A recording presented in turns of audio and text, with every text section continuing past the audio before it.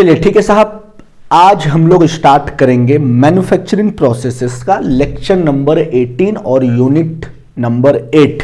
और आज के लेक्चर में हम लोग कवर करेंगे सीट मेटल ऑपरेशंस। ठीक है, देखिए सीट का मतलब आप समझ ही रहे हैं, कोई भी जो लोहा का मान लीजिए या फिर कोई डक्टाइल मटेरियल का जो सीट होता है ना, उसके मदद से हम लोग अलग अलग ऑपरेशंस करेंगे। ठीक है, बहुत सारे सीट मेटल ऑपरेशंस हैं जिसको एक एक करके हम लोग डिटेल में पढ़ेंगे। ठीक है, बहुत ही इंपॉर्टेंट चैप्टर है, आपको समझना है अच्छे तरीके से, आपको सुनना है और बराबर नोट्स बनाना है साहब। ठंड बहुत है ना, आप आराम से एकदम मफलर टोपी स्वेटर पहन के आप पढ़िए। ठीक है साहब, देखिए sheet metal operations are the manufacturing processes. एक तरह का ये मैन्युफैक्चरिंग प्रोसेसेस है ना, जिससे क्या किया जाता है, आप कटिंग कर सकते हैं, बेंडिंग करेंगे या फिर कोई भी थिन मेटल को शेप देने का काम करते हैं इन रिक्वायर्ड साइज एंड शेप। जिस तरह का आपको शेप चाहिए, जिस तरह का साइज चाहिए, उस तरह का हम लोग क्या कर सकते हैं, मेटल सीट ऑपरेशंस करके प्रोडक्ट को बना सकते हैं। ठीक है साहब, These operations are generally performed using press machine. हमेशा हम लोग प्रेस मशीन का इस्तेमाल करेंगे। बहुत सारी चीजें हम लोग पढ़ेंगे, पंचिंग, ब्लैंकिंग। साहब 1 रुपया का सिक्का में जो 1 रुपया प्रिंट हुआ है या 5 रुपये का सिक्का में 5 रुपया प्रिंट हुआ है, उसे क्या बोलेंगे? जिस थाली में आप खाना खा रहे हैं, है ना, उस थाली को कैसे बनाया गया है।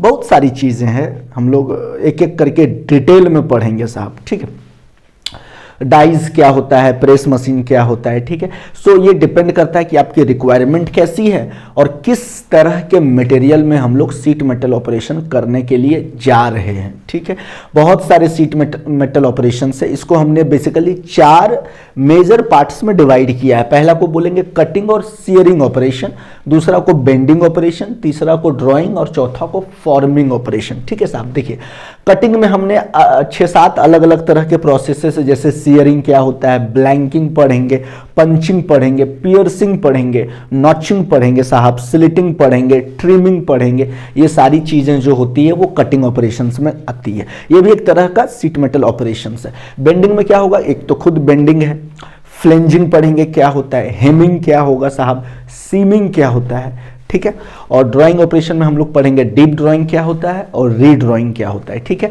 और फॉर्मिंग ऑपरेशंस में हम लोग पढ़ेंगे स्ट्रेच फॉर्मिंग क्या होता है, एम्बॉसिंग किसे कहते हैं और कर्लिंग किसे बोलते हैं।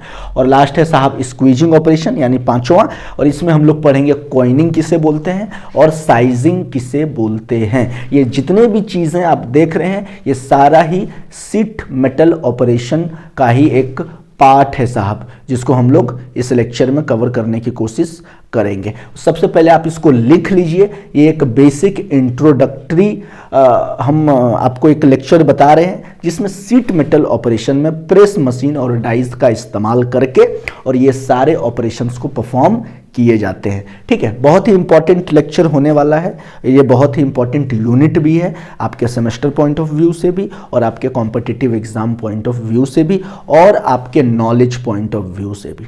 ठीक है साहब, इसको आप लिखिए, फिर हम लोग पढ़ेंगे shearing, blanking, punching, piercing, notching, slitting और ट्रिमिंग। ठीक है साहब, चलिए लिखिए पहले इसको।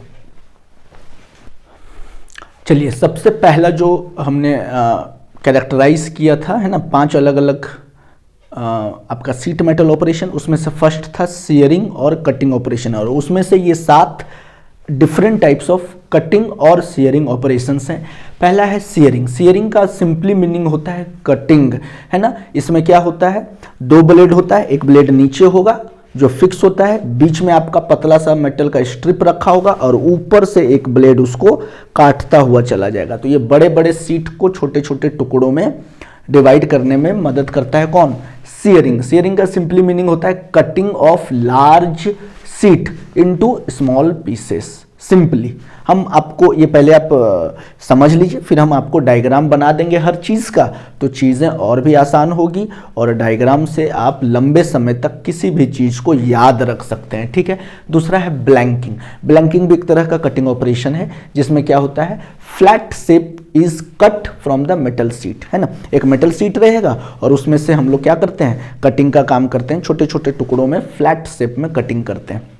तो जो कटआउट पीस निकला उसी को हम लोग क्या बोलेंगे, ब्लैंक। और वही आपको चाहिए, वही आपके लिए रिक्वायर्ड प्रोडक्ट हुआ और बाकी चीज़ें क्या हो गई, वेस्ट हो गई। मान लीजिए एक मेटल का सीट है या स्टील का एक सीट है पतला सा, और उसमें हमने क्या कर दिया, कटिंग ऑपरेशन परफॉर्म किया, जिससे कॉइन बनाते हैं। 1 रुपये का कॉइन, 2 रुपये का, 5 रुपये का, 10 रुपये का कॉइन बनाते हैं। तो आपको एक बड़ा सा मेटल सीट में कटिंग तो करना पड़ेगा ना। तो जब कटिंग किया तो बहुत सारे कॉइन्स एक बार में कट गए, तो वो कॉइन ही आपके लिए प्रोडक्ट है। और जो कटा हुआ पार्ट, जो सीट बच गया, वो स्क्रैप है यानी वेस्ट है। उसी को हम लोग क्या बोलेंगे, ब्लैंकिंग। ध्यान से समझ गए ना, ब्लैंकिंग किसे बोलते हैं, जो कटा हुआ पार्ट है ना, उसको, वही आपके लिए रिक्वायर्ड प्रोडक्ट है। और जिस सीट से कटा वो सीट आपके लिए वेस्ट है। इसी का जस्ट अपोजिट होता है पंचिंग। पंचिंग भी एक तरह का कटिंग ही ऑपरेशन है, लेकिन इसमें क्या होता है, हम लोग सीट मेटल में होल बनाते हैं, है ना।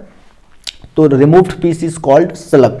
तो जो होल बनाए, तो जो कट कर निकला मेटल सीट से, मान लीजिए हमको सर्कुलर होल बनाना है, तो सर्कुलर होल कट के तो निकलेगा सीट मेटल से, तो वो पार्ट स्लग है यानी वेस्ट है। और रिक्वायर्ड क्या प्रोडक्ट है, जिस मेटल के ऊपर आपने कटिंग किया और होल बनाया, वो आपके लिए फाइनल प्रोडक्ट है। आप देखे होंगे कि जो आप लोग लैब रिकॉर्ड्स लिखते हैं, तो किनारे में आप लोग पंचिंग से होल करते हैं ना, तो उसमें दोनों चीज़ आप समझ सकते हैं। आप ब्लैंकिंग भी समझ सकते हैं और पंचिंग भी समझ सकते हैं। तो ब्लैंकिंग में क्या समझे, मान लीजिए आपने पेपर को दबाया पंचिंग मशीन से, जहाँ पर 2 होल करते हैं, होता है ना, हमारे पास तो नहीं है वरना मैं दिखाता आपको। तो जब आपने होल बनाया, तो जो होल यानी कि पेपर में जो छोटा छोटा गोल गोल कट गया, वो आपके लिए प्रोडक्ट है। किस केस में, ब्लैंकिंग के केस में। लेकिन पंचिंग के केस में क्या होता है, आपने जैसे ही पंच किया तो जो पेपर तो कट गया, 2 छोटे छोटे होल बन गए, तो जो होल बना पेपर में वो आपके लिए प्रोडक्ट है। और जो छोटा सा पेपर का टुकड़ा है गोल, जो कट के बाहर निकल गया, वो वेस्ट है। बात समझ में आ गया ना। पंचिंग। पियर्सिंग क्या होता है, पियर्सिंग भी एक तरह का पंचिंग ऑपरेशन है, कटिंग ऑपरेशन है, लेकिन ये बहुत ही एक्यूरेट और बहुत ही छोटे स्तर पर होल करने के लिए काम में आता है। ठीक है, देखिए, it is similar to punching but it is generally used for making small और accurate hole. Less material is removed in piercing. Piercing narrow hole होता है, पतला होल होता है, छोटा होल होता है और काफ़ी एक्यूरेट होता है। ठीक है, उसको पियर्सिंग बोलेंगे। नॉचिंग होता है, जैसे कि मान लीजिए हमने किसी भी मेटल के किनारे से हमको क्या करना है, मेटल को रिमूव करना है, कट करना है ना, तो उसको हमने बोल दिया notching. It is the operation of removing a small portion from the edge और कॉर्नर ऑफ द सीट। हम बताएंगे आपको डायग्राम से, तो चीज़ें ज़्यादा क्लियर होगी। किसी भी सीट, मान लीजिए ये आपका मेटल सीट है ना, और आपने क्या किया, यहाँ से मेटल काट के निकाला, यहाँ से काट के निकाला, यहाँ से काट के निकाला, है ना, तो ये कैसा दिखेगा, वैसा दिखेगा, नहीं दिखेगा। ये प्लेट अब ऐसा दिखेगा। तो ये किनारे से आपने मेटल की कटिंग किया, तो इसे बोल दिया हमने नॉचिंग। बात समझ में आया ना। अभी हम डायग्राम बनाएंगे, आपको चीज़ें और भी क्लियर होगी। ठीक है, तो इसको हमने क्या बोल दिया, नॉचिंग। ठीक, स्लिटिंग। स्लिटिंग का मतलब होता है किसी भी मेटल के सीट को पतले पतले नैरो स्लिट में काटना, है ना, टुकड़ों में काटना। मान लीजिए ये आपका सीट है ना, अब इसको ऐसे ऐसे कटिंग कर देंगे पतला पतला, तो एक ये कट के निकल गया, कि ये कट के निकल गया, कि ये पार्ट कट के निकल गया। इसी को हम लोग बोलेंगे स्लिटिंग। ठीक है, एक सीट को नैरो पतला पतला कटिंग करना, उसको हम लोग क्या बोलेंगे, स्लिटिंग बोलेंगे। बात समझ में आ रही है ना। और लास्ट है ट्रिमिंग। ट्रिमिंग का मतलब होता है अनवांटेड पार्ट, जो जरूरी नहीं है मेटल सीट ऑपरेशन में, उसको काट के बाहर निकाल देंगे, that is called trimming. Trimming तो आप लोग जानते हैं, ट्रिम मतलब एक्स्ट्रा पार्ट जो आपको जरूरत नहीं है उसको काट के अलग करना, दैट इज कॉल्ड ट्रिमिंग। ठीक है, it is used to remove extra और uneven metal from the edges after forming और ड्राइंग ऑपरेशंस। समझाएंगे फॉर्मिंग और ड्राइंग ऑपरेशन क्या होता है आगे आने वाले समय में। इसको आप लिख लीजिए, उसके बाद हम डायग्राम बना देंगे और डायग्राम से चीज़ें और भी क्लियर हो जाएगी। ठीक है साहब, इसको लिखिए। ठीक है ना साहब, हमने डायग्राम बना दिया है सो दैट कि आपको समझने में बहुत इजी हो। देखिए, ये शेयरिंग का डायग्राम है। एक ऊपर वाला ब्लेड है जो मूवेबल है और एक फिक्स्ड ब्लेड है, और ये आपका मेटल का सीट है, वो काफ़ी बड़ा है। इसको हम लोग क्या करें, छोटे टुकड़ों में काट रहे हैं। यहाँ से कट करके गिर जाएगा ये, फिर इसको आगे करेंगे, या फिर ये आपका मूविंग ब्लेड है तो ये मूव करेगा इस साइड, फिर इस साइड कटिंग करेगा। ठीक है ना, तो ये आपका शेयरिंग ऑपरेशन है। ब्लैंकिंग को समझिए, ये आपका वर्क पीस है, अभी मान के चलिए कि ये आपका टोटल एक सीट है जिसमें अभी कटिंग नहीं हुई है, ब्लैंकिंग नहीं हुई है। अब उससे हमने क्या किया कि एक छोटा सा टुकड़ा काट के बाहर निकाल लिया, देख रहे हैं ये वाला मेटल सीट है और इससे एक छोटा सा टुकड़ा काट के निकाल लिया बाहर। तो ये आपका रिक्वायर्ड प्रोडक्ट है, यानी कि मान लीजिए हमको सिक्का बनाना है, कॉइन बनाना है ना, तो ये मेटल शीट से हमने एक सिक्का काट के निकाल दिया, तो यही तो आपके काम का चीज़ है ना। और ये क्या है, स्क्रैप है या वेस्ट है, तो इसको बोलेंगे ब्लैंकिंग। और इसी का जस्ट उल्टा होता है पंचिंग। पंचिंग में आपका एक वर्कपीस है, इससे ये जो कट करके निकला ये आपका वेस्ट है और ये आपका जो है ये रिक्वायर्ड प्रोडक्ट है। इसका आपका यूज़ है, इसका कोई यूज़ नहीं है, ठीक है, इसको बोलेंगे पंचिंग। और पियर्सिंग में देखिए, पियर्सिंग में छोटे छोटे होल्स होते हैं, काफ़ी एक्यूरेट और काफ़ी प्रिसाइज होते हैं ना। तो इसमें जो छोटे छोटे होल कर दिए, अब इस पूरे जो वर्क पीस है यही हमारा रिक्वायर्ड प्रोडक्ट है और ये सारे क्या है, वेस्ट है या फिर स्क्रैप है। नॉचिंग में हमने बताया था कि किसी भी मेटल शीट के किनारे से हम लोग मटेरियल को रिमूव करते हैं। देखिए इस तरह से अगर कटिंग करते हैं तो इसको नॉचिंग बोलते हैं।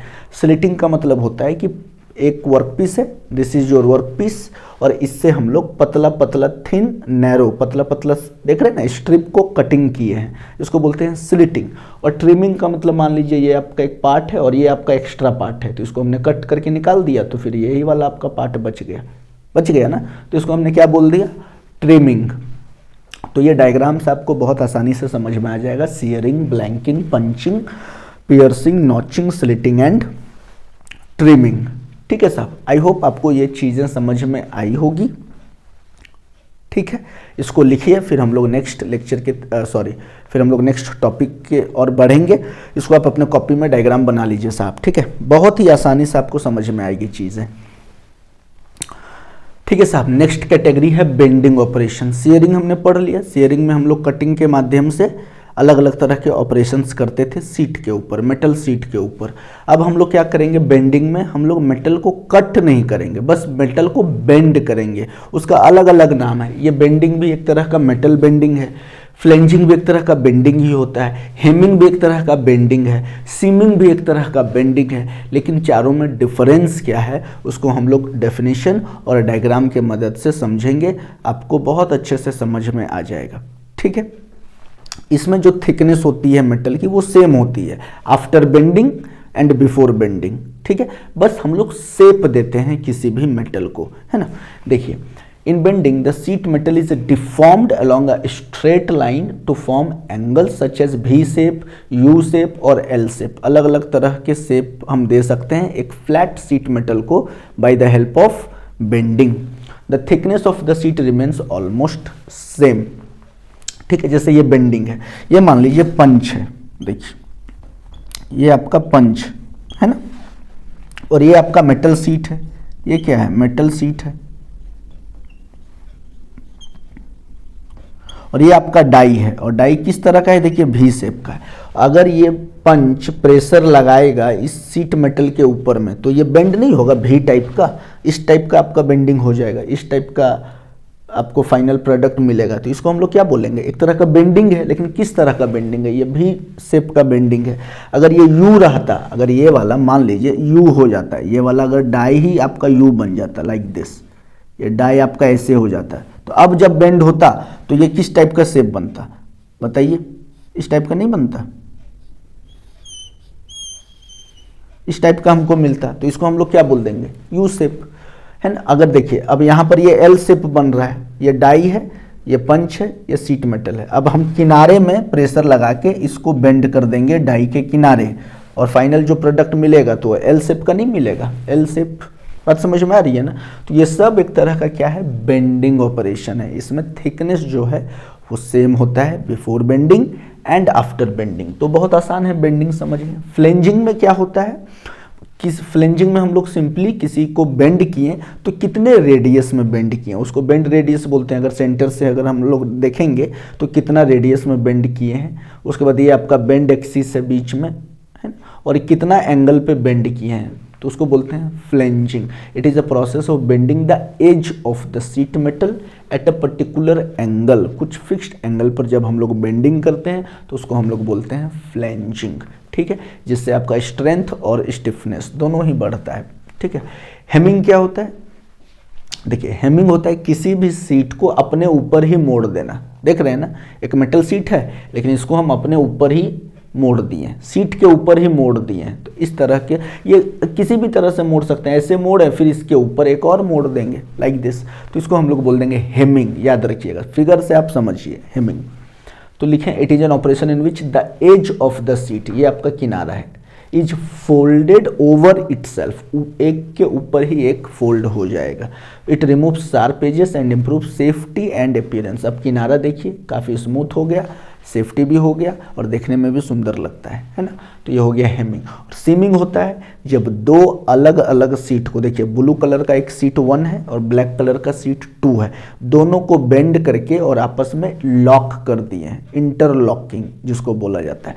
तो इस प्रोसेस को हम लोग सीमिंग बोलते हैं। देखिए seaming is used to join two sheet metal parts, ये ब्लू वाला अलग मेटल है और ब्लैक वाला अलग मेटल है, दो अलग अलग मेटल है, बाय फोल्डिंग एंड इंटरलॉकिंग। ये देखिए फोल्डिंग मतलब मोड़कर और आपस में लॉक कर देंगे, है ना। Their edges, it is commonly used in cans and container, है ना। कैंस जानते हैं जिसमें पेप्सी या फिर कोका कोला कोल्ड ड्रिंक आती है ना, कैंस, वहाँ पर इस्तेमाल होता है। कंटेनर बनाने में इस्तेमाल होता है आपका सीमिंग, जो बेंडिंग प्रोसेस है। आई होप ये चीज़ें आपको समझ में आती होगी। This is a bending operation, और बेंडिंग ऑपरेशन में ये 4 अलग अलग हमने पढ़ा। एक खुद पहला बेंडिंग है, फ्लेंजिंग, हेमिंग एंड सीमिंग। ठीक है साहब, चलिए इसको लिखिए, फिर हम तीसरे कैटेगरी के तरफ बढ़ेंगे। लिख लीजिए साहब। ठीक है, तीसरा कैटेगरी आपका सीट मेटल ऑपरेशन में है ड्राइंग ऑपरेशन। ठीक है, ड्राइंग में 2 होता है, एक डीप ड्राइंग और दूसरा री ड्राइंग। ड्राइंग में क्या होता है, आपके पास एक डाई होता है और डाई में मस्त कप टाइप का गड्ढा बना हुआ होता है। देख रहे हैं ना, ये कप टाइप का गड्ढा है और इसके ऊपर में हमने रखा सीट मेटल या फिर उसको आप ब्लैंक भी बोल सकते हैं, और ऊपर से पंच है। जब ये पंच इस सीट को दबाएगा तो ये इसका शेप ले लेगा, ये कप टाइप का शेप ले लेगा। समझ में आ रही है ना। तो आप कप आराम से बना सकते हैं इस तरह से। तो इसी को हम लोग बोलते हैं डीप ड्राइंग। देखिए in deep drawing the sheet metal is placed over a die, ये डाई है, डाई के ऊपर में हमने सीट मेटल को रखा and pushed by a punch, और पंच के मदद से इसको हम लोग दबाएंगे इनटू द डाई कैविटी, और इसको बोलते हैं डाई कैविटी। ये गड्ढे को क्या बोलते हैं हम लोग, डाई कैविटी। याद रखिएगा, इसको हम लोग डाई कैविटी बोलते हैं। ठीक है ना। It is use to make products like cup, हम लोग कप बना सकते हैं, कैन बना सकते हैं, फ्यूल टैंक बना सकते हैं, या हॉलो कोई कंटेनर बना सकते हैं। ठीक है, और री ड्राइंग जस्ट सेम होता है, लेकिन री ड्राइंग में जो डेप्थ होता है, जो डेप्थ ये बढ़ जाता है, गहराई बढ़ जाती है ना, जिसको हमने बोला री ड्राइंग। ये कर लिए, इस ऑपरेशन के बाद अगर हमको उसकी गहराई को बढ़ाना है तो उसको फिर से री ड्राइंग करेंगे। Redrawing is a further drawing process, मतलब इसके बाद और दूसरा स्टेप है, carried out to increase the depth of a deep drawn part, यानी जो पहले से डीप ड्रॉन कर चुके हैं, इस मेटल को पहले से डीप ड्रॉन किए, इसको यहाँ से निकालेंगे, इसमें डालेंगे, तो ये हो गया री ड्रॉइंग, जिसके में आपका डेप्थ ऑफ जो मटेरियल है, डेप्थ ऑफ सीट जो बनाएंगे उसका क्या होगा, वो काफ़ी ज़्यादा बढ़ जाएगा। उसी को हम लोग बोलते हैं री ड्राइंग। आई होप आपको ये चीज़ें समझ में आई होगी, बहुत ही आसान है, इसको आप अपने कॉपी में लिख लीजिए। ठीक है, फिर हम जाएंगे नेक्स्ट कैटेगरी में, दैट इज नंबर 4th। लिखिए साहब, नेक्स्ट है फॉर्मिंग ऑपरेशन। देखिए फॉर्मिंग ऑपरेशंस में क्या होगा, ज़्यादातर 3 ऑपरेशंस होते हैं, stretch forming, embossing and curling. देखिए स्ट्रेच फॉर्मिंग में क्या होगा, मेटल सीट को खींच के बड़ा किया जाएगा। In stretch forming the sheet metal is stretched and bent over a die. पहले इस तरह का आपका एक डाई होता है, ठीक है, देखिए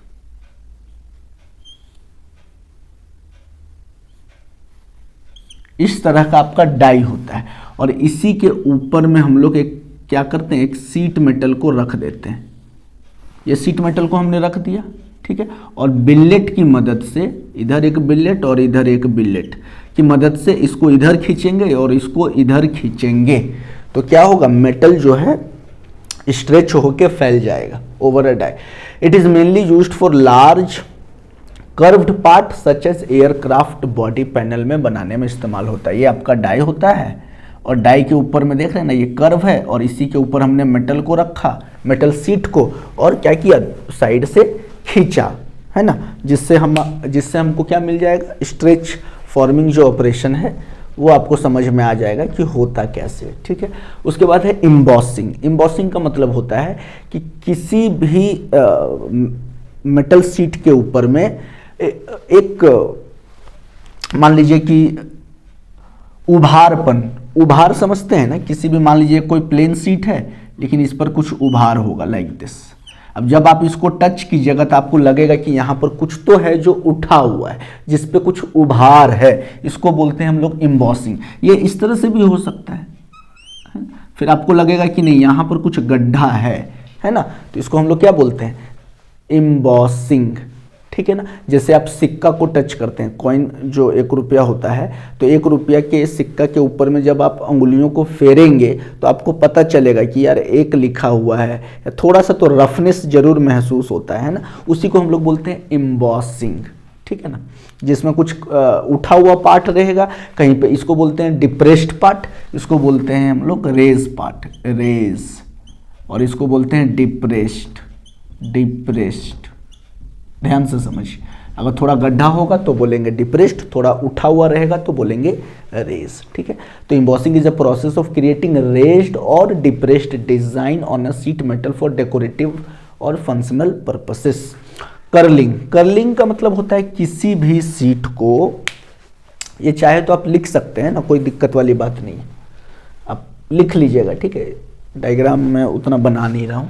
कर्लिंग का मतलब होता है किसी भी मेटल शीट को रोल करना, लाइक दिस, है ना, ये आपका मेटल शीट है, इस तरह से हमने रोल कर दिया, इसको हमने बोल दिया कर्लिंग। देखिए सीमिंग अलग होता था, सीमिंग एक तरह का ओवरलैपिंग होता था, इस तरह से, ये सीमिंग था, लेकिन ये आपका कर्लिंग है, जहां पर आप मोड़ रहे हैं, चार्ट पेपर को आप मोड़ते हैं तो वो एक तरह का कर्लिंग है। बात समझ में आया ना? नहीं, उसी तरह से अगर हम लोग मेटल शीट को मोड़ेंगे तो कर्लिंग कहलाएगा।